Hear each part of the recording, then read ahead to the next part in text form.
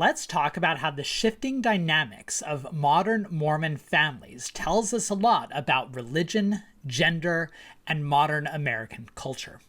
There was a story a few weeks ago in the New York Times that's really sat with me since I read it. It's by the journalists Sabrina Tavernise and Jeff Adelson, and it's titled, "Even in Utah, Land of Big Love, Families Are Getting Smaller." And here's the key takeaway. Quote, Utah is now experiencing the biggest fertility rate drop in its modern history. After a peak in 2007, Utah's rate has plummeted by more than 37%, the largest decline of any state in the country. Utah, which was number 1 in the country and the nation for fertility rates for years, is now ranked 6th. So, a few quick qualifications before I dig into the broader historical and contextual meaning for these materials. First, we shouldn't always directly equate Utah with Mormonism. Mormons, according to the most recent survey, self-identifying Mormons make up about 50% of the state, and those who are actually active are probably lower than that. But it is an important signifier. And second, one of the reasons why Utah's fertility rate was able to drop so precipitously is because it was so high in the first place. It was just unsustainable in the modern world. But it is important to place within a broader set of data points that help us understand the declining fertility rates of Mormon families and what it tells us about LDS culture. Because LDS leaders are certainly acting like it's a crisis right now, that they're concerned about decreasing fertility rates. The nature of the Mormon family seems to be changing. Polling consistently shows that this is a gender issue, especially the role of women and the identification or practice of what it means to be a religious woman or a non-religious woman in modern America and Mormonism. Polling has shown consistently over the last 2 decades that men are now more likely to be religious than women, which is the inverse of what it has been historically speaking in United States history. So a lot of this comes down to the role and identity of Mormon women in the modern American culture. Now, there's a lot of factors that go into this: economics, ideas of feminism, shifting demographics, so many others that you can't reduce it to a single element. But in this video, I'd like to touch on at least some of what I identify as some of the more important contours of this story of these broader changes. I'll start by covering the origins and development of the Mormon image of nuclear families, primarily with lots of children and white children, and I'll add that there. I'll cover recent challenges to this ideal, both externally in American culture and internally within the LDS community. And I'll point to recent polling data that bear this out, that show that this is a major change.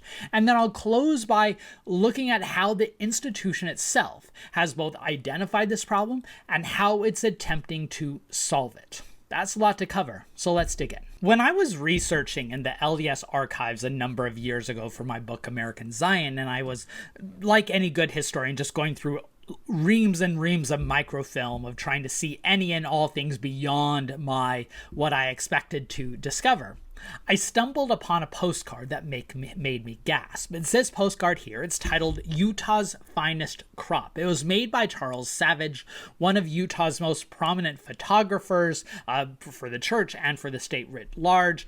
And this postcard, which is a bit striking when you see it, was far from alone. I then saw picture after picture of doing the same thing, and I'm wondering what the heck is going on here. There's lots of red flags being raised after all, but it fit a broader context because in the early 20th century, when this postcard comes from, as Mormons are switching from polygamy to monogamy, that meant assimilating into American culture.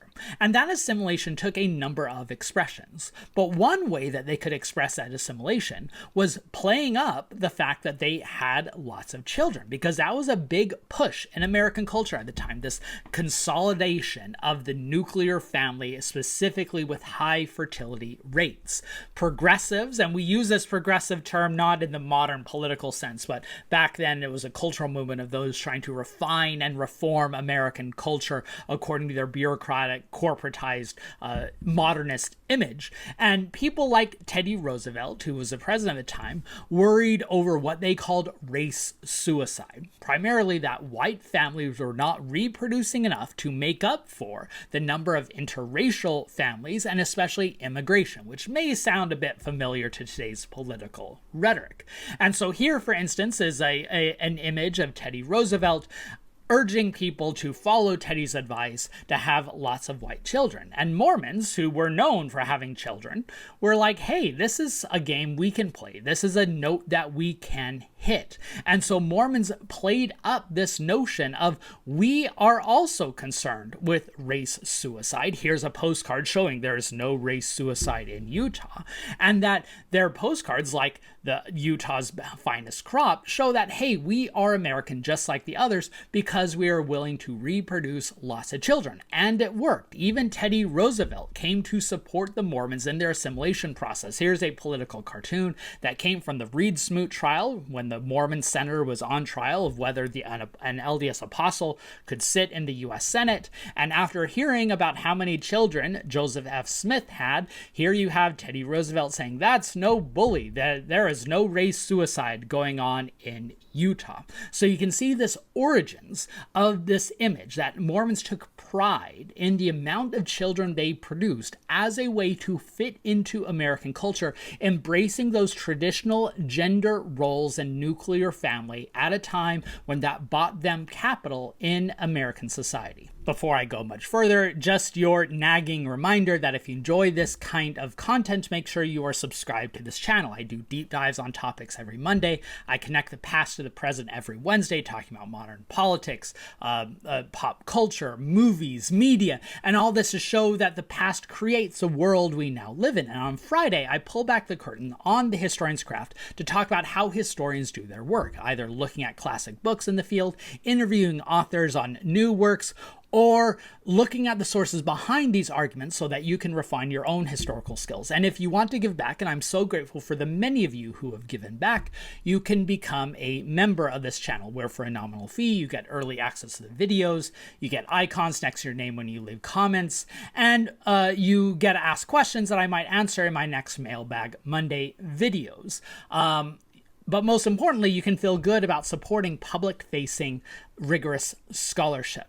I also recommend subscribing to my free Kit newsletter, which I send out every couple weeks or so with updates and announcements and links. And you can follow me on my different social media platforms, especially Instagram, where I do supplemental material. But that's enough boring business. Let's get back to the content of today's video. If embracing traditional gender roles and the nuclear family was important for Latter-day Saints earning cultural capital in the early 20th century, it only became all the more significant in the post-World War II era, where the nuclear family, a term that gets crystallized during that time in the midst of the Cold War, became the center of American identity, and also the core of Mormon doctrine, embracing this idea of traditional gender roles and these conservative families with lots of children.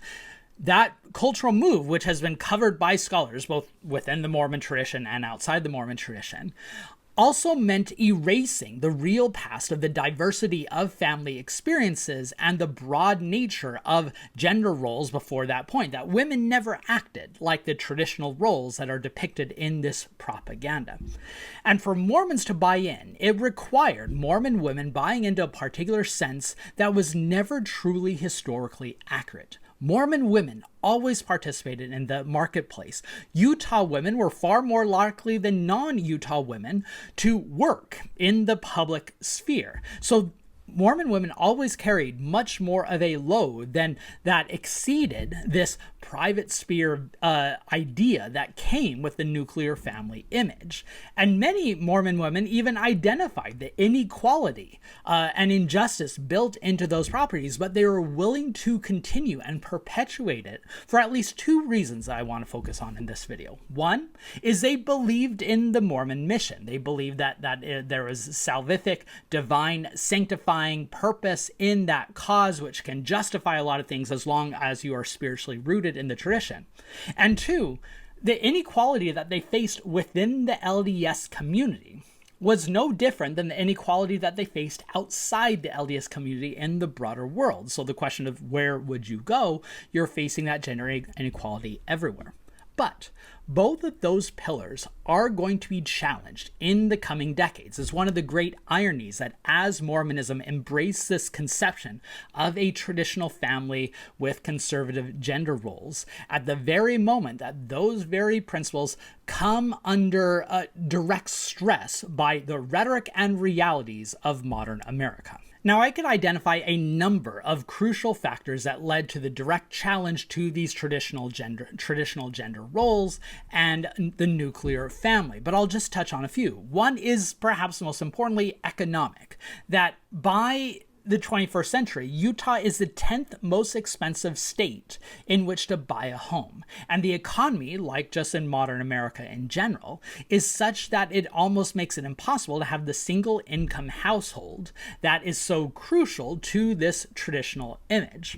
And so women have gone into this public sphere in the workplace at higher and higher rates, and most importantly, are not as apologetic about it anymore, that they embrace the new opportunities to come, and they experience more gender equity and equality in these workplaces that are different than what they had trained to expect at home and in church. And of course, there's other economic conditions that come into these women then choosing to have smaller families, whether it be childcare costs, healthcare costs. If you've had a child in Utah, you know the healthcare costs that come with it. There's also the concern or the issue of religion in these shifting religious roles, because how do you respond to these changing dynamics in modern America?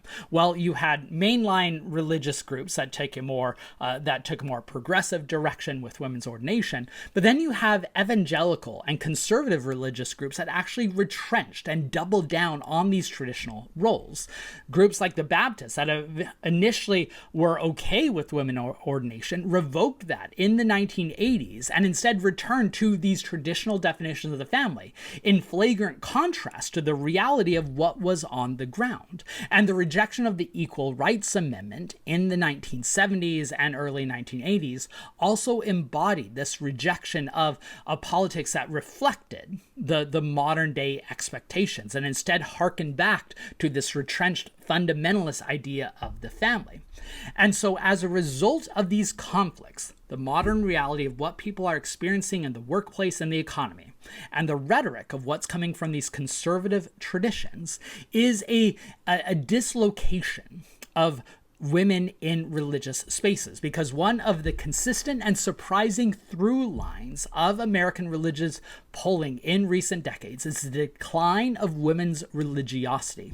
It had long been taken for granted that women were more religious than men, and so churches had to cater to men to draw them in because they could take women for granted. But now that was no longer the case, and gender has been a key dynamic in the growth of the spiritual but not religious movement, or those who are disinclined from affiliated with an institution that they identify with gender inequality. And women are therefore voting with their feet, including in the Mormon tradition. You can see this in things like education, where women now see degrees as much more important. One of the more striking figures that comes from recent polling was that in 2009, so just less than 2 decades ago, only 27% of babies in Utah were born to mothers with a college degree. Now, less than 2 decades later, that's up to 39%. That's a large jump in a single generation. And you also see this in figures of those leaving the church. A recent BYU study with massive figures found that only 40% of 18-year-old women in the United States stayed within the church, which is not only lower than previous generations. See this chart where you see 18-year-olds is much less likely to remain active compared to previous generations, but it's also much lower than men. Men remain pretty consistent in this figure. It's hard to emphasize or overemphasize how big of a historic change this is. And this result is a shifting composition of Mormon women that is far more drastic than what we've seen before. So my basic thesis is this, and this is drawn from lots of people who have written on the subject and has done surveys and polling and come to the same conclusion, that Mormon women, like religious women in general, were more likely to put up with gender inequality in the church because the church matched the broader society. But now that there is a growing chasm between what women experience in the church and what they experience in the broader world, there's evidence that those women, especially younger women, are more likely to leave. And this seems to play out in recent polling. The Pew Religious Landscape Survey found of those who identify as LDS in recent years, 52% were men and 47% were women. And what makes that significant is not only is that a major change from just 2 decades ago in 2007 when 56% were women and 44% were men, but this is the first time in American history that men are more likely to identify as religious than women. So something substantial has changed here. It's also generational with women. If you looked at that study at BYU that I cited before, where retention for men is consistent across age, younger women are more likely to leave than older women because they are being raised in a new environment with new realities and new circumstances, disrupting the traditional apologetic that the priesthood and the church is necessary to keep men religious, and you could take women for granted because they're more naturally religious. So you'll see those two primary pillars that I mentioned at the start of this video that kept women in the church despite the gender inequality are crumbling. Now the inequality that they are facing in the church is different than what they're facing in the world. And second, the spiritual mission is no longer seen as compelling with this growing disenchantment that we see in the modern society. So the question is, how will the church react? It's clear that LDS leaders see this problem of religious disaffiliation, especially among women, and the changing nature of families as a crisis due to the frequency that they speak on the topic. And they've responded in a variety of ways. On the one hand, they've rejected what they see as the more extreme versions of fights for gender equality, especially those that challenge the lines of the priesthood and the patriarchy. We saw their reaction to the ordained women group, where they turned them away from the priesthood meeting back when that was a thing, and the excommunication of Kate Kelly, which represents the third rail in their mind of pushing against the priesthood structure. While at the same time, we see them adopting more moderate versions of feminism that operate within those patriarchal lines, so long as they do not touch the third rail. Following the suggestions that were found in more moderate feminist texts like Nyland McBain's Women at Church book, changes to the temple ritual that make it clear that it's not as gender subordination, allowing women to serve as Sunday school presidents and things like that. And perhaps the most crucial change that we've seen in recent years was the lowering of the missionary age, first from 21 to 19 when they lowered men from 19 to 18, and then just recently moving the women's missionary age from 19 to 18, which seems a direct response, not just to concerns of inequality, why do men get to serve at one age and women the other, but also to the concern that women are leaving at this young age, and missions are always just as important in the church's mind of retaining the members, those who go on the missions, as it is as converting new members. And so serving as missionaries is meant as a way to root them in the faith, give them leadership experience. But what will they do with that leadership experience, and whether they will find fertile soil within the LDS Church, is another issue. But the one issue that the LDS Church seems unwilling to budge on top of just priesthood and ordination, is marriage and family, which they continue to insist as the core of the gospel. And I want to share one anecdote that came from Russell M. Nelson's first press conference when he was the new church president back in 2017. And this comes from Dallin H. Oaks, who was appointed as a counselor. Now, there was a question from a media member about the very issue that I'm discussing, that there are many millennials of the younger generation turning away from the church, and Henry B. Eyring, retained on from the previous first presidency, gave a thoughtful response where he said that I find these millennials much more spiritual, much more eager, much more searching, and so I find a lot to be happy about and proud of with the millennial generation. And then Dallin H. Oaks chips in and says this. Behind from what I've seen among the millennials that I spend time with. This is a time to say a word for marriage also.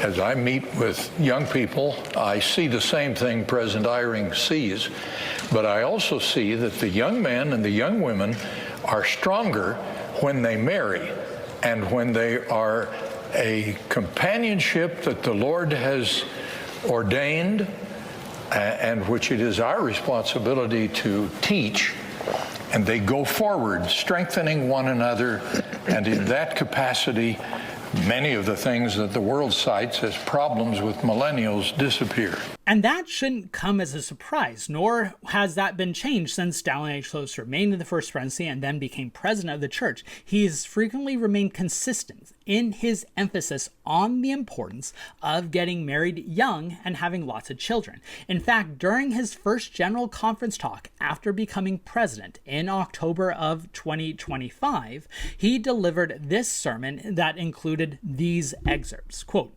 "Despite that doctrinal context about the importance of the family, there is opposition. In the United States, we are suffering from a deterioration in marriage and childbearing. For nearly 100 years, the proportion of households headed by married couples has declined, and so has the birth rate.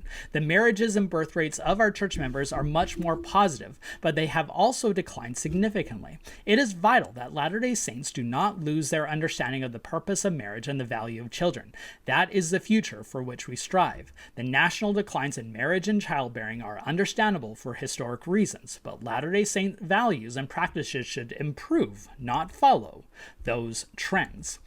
What's notable is the shift in this rhetoric that we see from official discourse in the church has shifted from blaming men for this problem to critiquing women for this problem, of them choosing things like education and workplace and other more bodily autonomy, rather than men shirking their responsibility.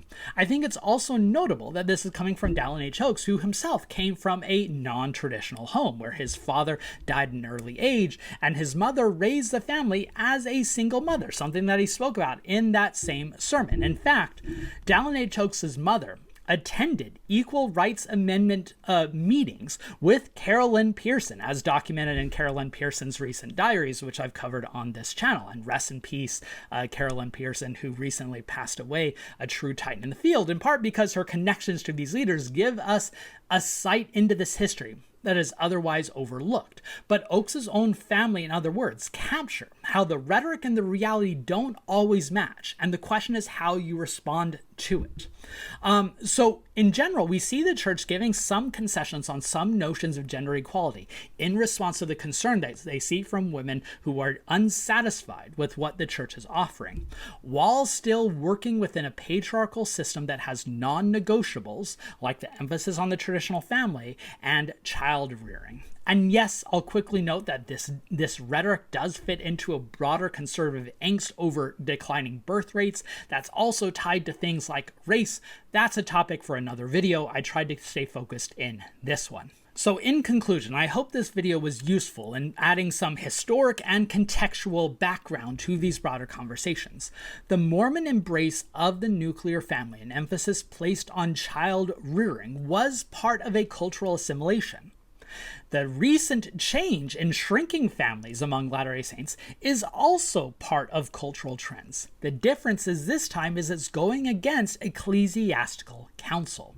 So the rhetoric and reality of gender roles in families has always diverged. There's always been a chasm between what is depicted as ideal and what is experienced as the real. But that chasm is growing. And there are many people, especially women in the modern church, who are not satisfied and therefore are looking for solutions elsewhere, either leaving the faith or just following Mormonism according to their own understanding.